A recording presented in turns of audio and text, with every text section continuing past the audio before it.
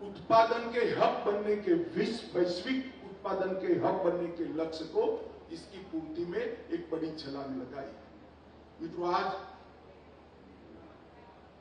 यहां पर आने के पहले मैं एक पेविलियन देखने गया, वन डिस्ट्रिक्ट वन प्रोडक्ट का। यहाँ एक ऑनलाइन सेल करने वाली कंपनी का स्टोर था। मैंने कहा भाई इतना बड़ा स्टोर आपने लगा दिया है, मगर कितना टर्नओवर है वन डिस्ट्रिक्ट वन प्रोडक्ट की उत्पाद का आपकी ऑनलाइन कंपनी पर। धड़ल्ले से कोई कंफ्यूजन के बगैर उसने कह दिया कि 1600 करोड़ रुपए का टर्नओवर है। सात अर्थ में एक सफल प्रयोग वन डिस्ट्रिक्ट वन प्रोडक्ट का यहां पर हुआ है। और आज की जो ये समिट, योगी जी ने इसके पीछे रोज नवी डाएट, टेन्शन घेऊन आयुष्यच कडू झालंय। नम्मा होमिओपॅथीची औषधं गोड आणि मधुमेहाला पण देतात तोड। नम्मा होमिओपॅथी, आरोग्य संजीवनी। Uttar Pradesh global investment summit इतना ही रखा है। मैंने आज ग्लोबल इन्वेस्टमेंट समिट 23 लगाया है, क्योंकि जब तक सातत्य नहीं होता है, सातत्यपूर्ण तरीके से ग्लोबल इन्वेस्टमेंट समिट नहीं करते हैं, कभी भी राज्य में इन्वेस्टमेंट नहीं आता है। तो मुझे भरोसा है कि आज जो शुरुआत हुई है वो सालों तक चलेगी और आने वाले दिनों में भी ये आगे बढ़ेगा। आज ये मंच वैश्विक निवेश के समुदाय का, नीति निर्धारकों का, कॉरपोरेट नेतृत्व का, व्यापारिक प्रतिनिधि मंडलों का, शिक्षाविदों का, थिंक टैंक्स का, राजनीति और सरकारी नेतृत्व को एक साथ बहुत बड़ा मंच प्रदान करने का काम एक ग्लोबल इन्वेस्टमेंट समिट कर रहा है। और उत्तर प्रदेश के पोटेंशियल को देखते ही, इसको पहचान कर ही नीदरलैंड, डेनमार्क, सिंगापुर, जापान, दक्षिण कोरिया, ऑस्ट्रेलिया, इटाली, संयुक्त अरब अमीरात और यूनाइटेड किंगडम और मॉरिशस ने यहां साझेदारी सीआईआई के साथ करने का फैसला किया है। एक बहुत बड़ी उपलब्धि। मैं यहां पर कोई राजनीतिक टिप्पणियां करने नहीं आया। मैं गुजरात में रहता था, गुजरात सरकार का मंत्री था।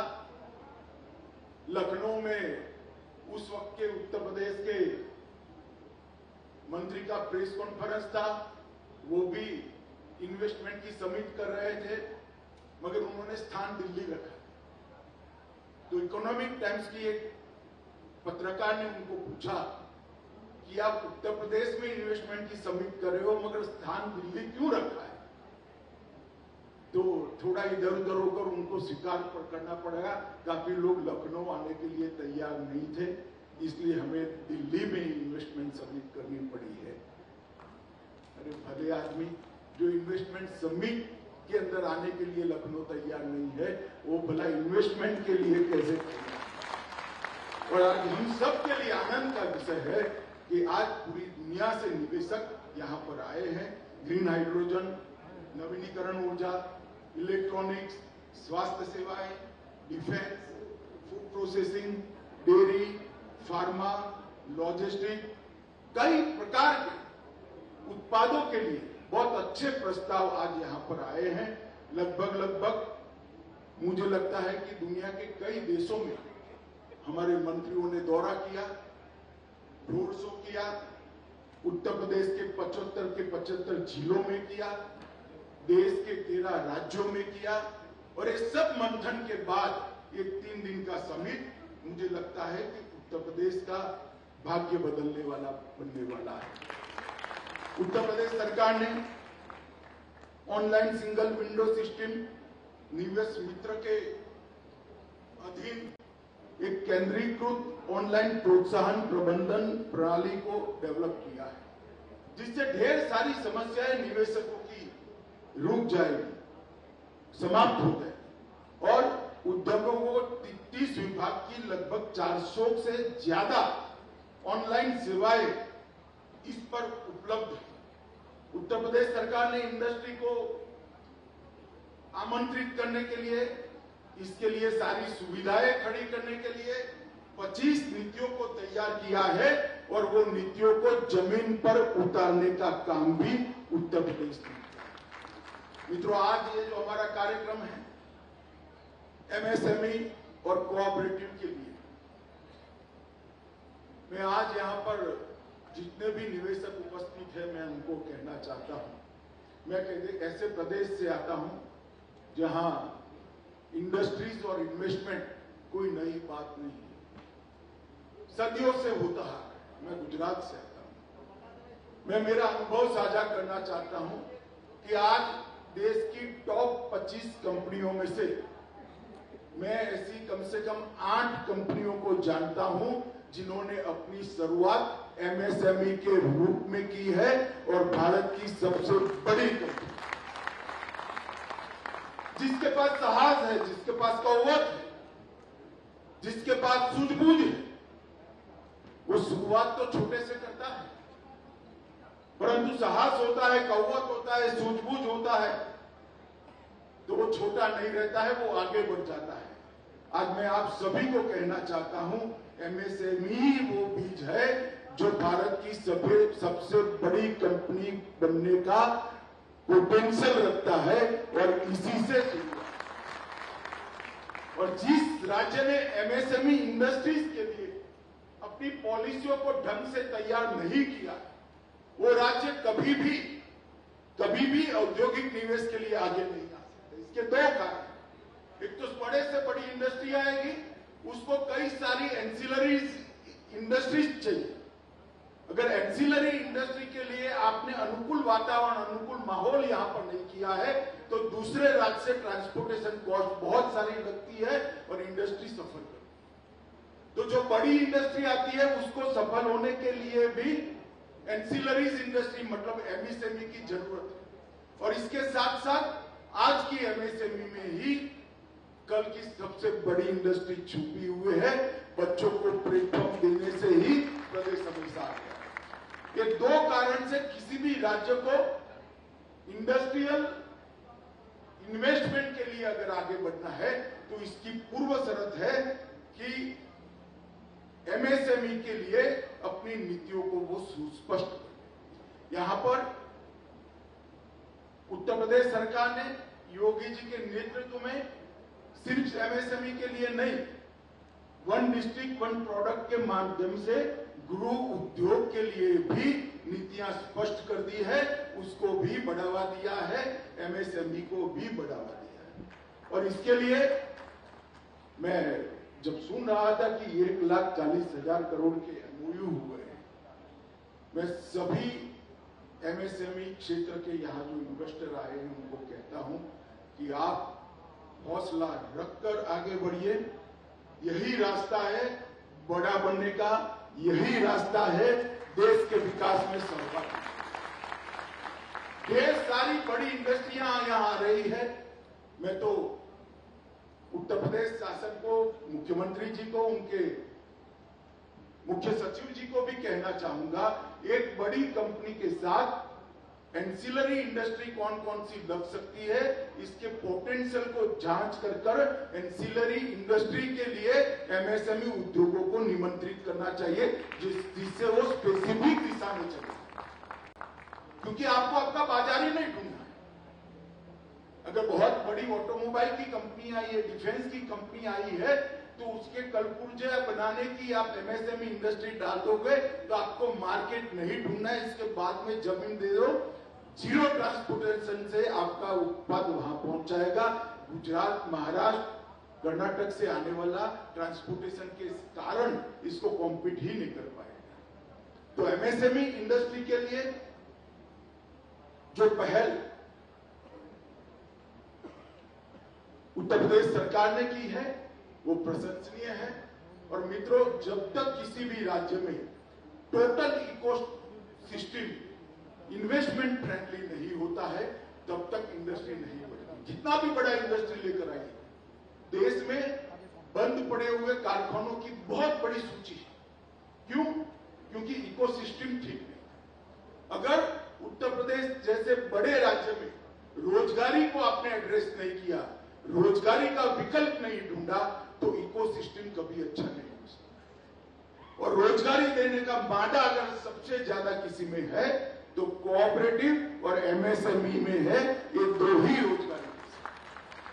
22 करोड़ का राज्य अगर रोजगारी के लिए चिंता करे मगर अपनी इंडस्ट्रियल पॉलिसी को बनाता है, कभी सफलता नहीं मिल सकती। मैं इसीलिए कहता हूं कि एमएसएमई के लिए जो पॉलिसीज बनाई है और एमएसएमई के ऊपर जो योगी सरकार ने थ्रस्ट दिया है, वो आने वाले दिनों में रोजगारी का निर्माण करेगा और रोजगारी के निर्माण से कुल मिलाकर पूरा इकोसिस्टम रिपेयर होगा, अच्छा होगा, खुशनुमा होगा और इससे बड़ी इंडस्ट्रीज को भी फायदा होगा। मित्रों, एमएसएमई इंडस्ट्री के लिए ढेर सारे राज्यों ने बहुत अच्छा किया है। मेरा मुख्य सचिव जी से निवेदन है कि बड़ी इंडस्ट्री और एमएसएमई इंडस्ट्री, एंसिलरीज इंडस्ट्री के इकोसिस्टम को स्ट्रेंथन करने के लिए अभी भी कुछ ज्यादा करने की जरूरत है। मैंने आपका पॉलिसी पढ़ा है, इसको और स्ट्रेंथन कर, बहुत अच्छा किया है मगर और स्ट्रेंथन हो सकता है और मजबूत और पुख्ता हो सकता है, उसको करना चाहिए क्योंकि बड़ी इंडस्ट्री की सफलता के लिए भी अच्छा एमएसएमई इंडस्ट्री की बहुत जरूरी है। कोऑपरेटिव के क्षेत्र में भी उत्तर प्रदेश के पास ढेर सारी संभावना है। खाद्यान्न का सबसे बड़ा उत्पादक आज अगर कोई है तो उत्तर प्रदेश है। एग्रीकल्चर के लिए सबसे ज्यादा भूमि किसी एक राज्य के पास है तो उत्तर प्रदेश है और सबसे मेहनतकश इंसान अगर कहीं पर है, किसान कहीं पर है तो उत्तर प्रदेश है और सबसे विपुल मात्रा में पानी अगर किसी एक राज्य के पास है तो उत्तर प्रदेश है। ये सभी चीजों से एग्रो बेस्ड इंडस्ट्री, कोऑपरेटिव और डेयरी, पर्टिकुलरली कोऑपरेटिव डेयरी, इसकी अपार संभावना उत्तर प्रदेश के अंदर पड़ी है। मोदी जी ने अभी अभी सहकारिता मंत्रालय बनाया। आजादी के 75 साल के बाद पहली बार सहकारिता मंत्रालय का गठन करने का काम किसी प्रधानमंत्री जी ने किया और मुझे भी पहला सहकार मंत्री बनने का सौभाग्य मोदी जी ने दिया। मैं बहुत समय लगभग 32-33 साल से सहकारिता के साथ जुड़ा हूं। मित्रों, हमने पैक्स का कंप्यूटराइजेशन का फैसला किया, मल्टीपर्पज पैक्स बनाने के लिए इसके मॉडल बायलॉज बना दिए। अब कॉमन सर्विस सेंटर सीएससी को पैक्स के लिए परमिट कर दिया। गैप ढूंढने के लिए नेशनल कोऑपरेटिव डेटाबेस बनाया। राष्ट्रीय सहकार नीति बन रही है। इसके साथ साथ क्रेडिट गारंटी फंड ट्रस्ट में सदस्यता ऋणदाता संस्थान भी बना दिया। जैम पोर्टल पर खरीदी की कोऑपरेटिव्स को छूट दे दी। मैट के अंदर 18% से घटाकर 15% किया। आयकर अधिनियम में भी ढेर सारी राहतें दी। कोऑपरेटिव चीनी मिल को इनकम टैक्स के अंदर रियायतें दी और 3 नई मल्टी स्टेट कोऑपरेटिव्स बनाई हैं। एक छोटे किसान को बीज के उत्पादन में जोड़ेगी, दूसरा ऑर्गेनिक प्रोडक्ट का मार्केटिंग और ऑर्गेनिक प्रोडक्ट बनाने वाले किसान को अपने खेत में मार्केट करने के लिए कुछ नहीं करना पड़े, इस प्रकार की पूरी व्यवस्था बनाएगी। और तीसरा एग्रीकल्चर प्रोडक्ट के निर्यात के लिए भी काम करेगी। ढेर सारे चीजें हमने इसके साथ जोड़ी है। इसमें भी विपुल संभावना है। आने वाले 2 महीने के अंदर ही मेरा सिर्फ कोऑपरेटिव के एक्सटेंशन का देश भर का दौरा है। मैं उत्तर प्रदेश भी आऊंगा क्योंकि उत्तर प्रदेश सबसे कम कोऑपरेटिव रखने वाला प्रदेश है और सबसे ज्यादा संभावना रखने वाला प्रदेश है। तो विपुल मात्रा में कोऑपरेटिव की संभावना यहाँ पड़ी है।